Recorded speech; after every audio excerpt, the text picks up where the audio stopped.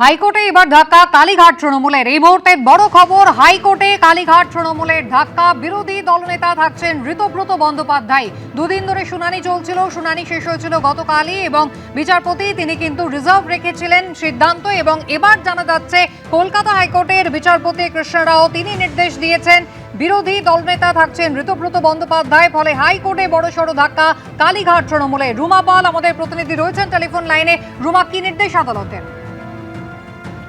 দেখো, জানিয়ে রাখি, বিরোধী ব্লকের বিধায়কের নির্বাচনে আপাতত কোনো হস্তক্ষেপ করছে না হাইকোর্ট, এবং অন্তর্বর্তী নির্দেশও দেননি বিচারপতি।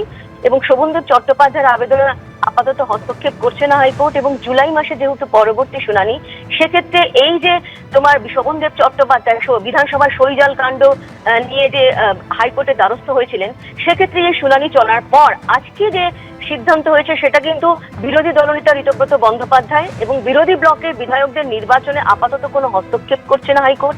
অন্তর্বর্তী নির্দেশ দিচ্ছেন না বিচারপতি কৃষ্ণ রাও, এবং শোভনদেব চট্টোপাধ্যায়ের আবেদনে আপাতত হস্তক্ষেপ নয়। পরবর্তী শুনানি জুলাই মাসে রয়েছে।